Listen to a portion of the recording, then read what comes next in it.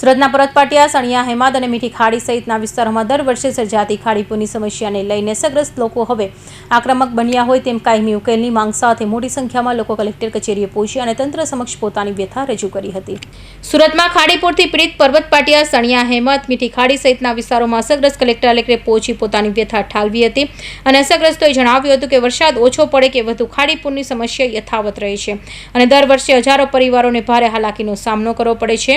આ મુદ્દે कायमी उकेल लावा माटे अगाऊ रैलीનું आयोजन કરવામાં આવ્યું હતું.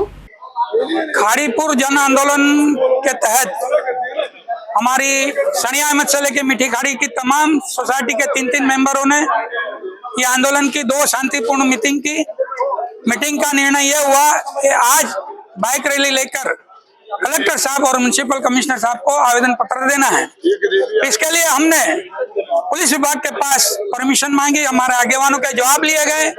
जवाब लेने के बाद हमको आश्वासन मिला कि आपको परमिशन दे दी है, आप शांति से जाकर रैली आवेदन पत्र दे सकते हैं.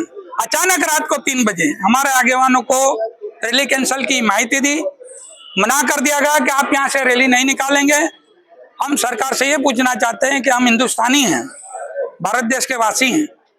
खाड़ी की पीड़ा से अगर हम पीड़ित हैं, हमारे करोड़ों के बंगले, 40-40 लाख की गाड़ियां, लाखों करोड़ों का फर्नीचर बर्बाद होता तो इसकी जिम्मेदार सरकार है ना. सरकार सूरत महानगर पालिका को क्यों हाथ पे नहीं लेती?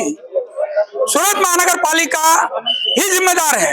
सिंचाई विभाग का यह कहना है कि सूरत शहर से जिस विस्तार से खाड़ी गुजरती है उसकी जिम्मेदारी सूरत महानगर पालिका की है. यह स्पष्ट हो गया.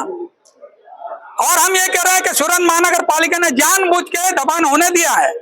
जो बांधकाम हुए उसको अभी तक नोटिस क्यों नहीं दी? इस पे कार्रवाई क्यों नहीं हुई? वो डिमोलिशन क्यों नहीं किया गया? इसलिए कि वो सरकार के बड़े बड़े नुमाइंदे से डरते हैं. अब हमको खुल के बोलना पड़ेगा. सरकार में बैठे लोग और सरकार समझ जाए गरीब की धीरज खुट चुकी है. अभी तो हमने सिर्फ 47 सोसाइटी के 3 मेंबर को जगाया है. जरूरत पड़ेगी तो सनिया अहमद से लेकर मीठी खाड़ी के लाखों करोड़ों लोग को जगाएंगे. जिस घर में पानी गया उनको जगाएंगे, उनको भी यहाँ लाएंगे. ये आपका जो बाउंड्री है ना कलेक्टर साहब का, ये छोटा पड़ जाएगा. आंदोलन को इतना हम आगे बढ़ाएंगे. हम शांति से सरकार को, अपनी सरकार को बाइक रैली के जरिए एक संदेशा देना चाहते थे कि ये पीड़ा से हमको मुक्त कराओ. अगर हमको सरकार ने ये पीड़ा से मुक्ति नहीं दिलाई तो आंदोलन का स्वरूप बहुत बढ़ सकता है. भूख हड़ताल में गरीब बैठेगा, अपने हक के लिए लड़ाई लड़ेगा. हम पुलिस की लाठी या गोली से डरने वाले नहीं है. जिस दिन हम बिना परमिशन से आना चाहेंगे, रास्ते पे आएंगे, उस दिन पुलिस जितनी गोली मार रही है हमारी छाती पे मारे. हम पीठ पे गोली खाने वाले नहीं है, छाती पे खाएंगे. हिंदुस्तानी है, हक लेके रहेंगे. પોલીસ તરફથી રેલી માટે મંજૂરી આપવામાં આવી નહોતી. ત્યારબાદ લોકો સીધા કલેક્ટર કચેરીએ પહોંચ્યા અને યોગ્ય આયોજન, ખાડીનું વિસ્તરણ તેમજ પૂર નિયંત્રણ માટે તાત્કાલિક અને કાયમી પગલાં ભરવાની માંગ કરી હતી. Bureau report, Hind TV news, Surat.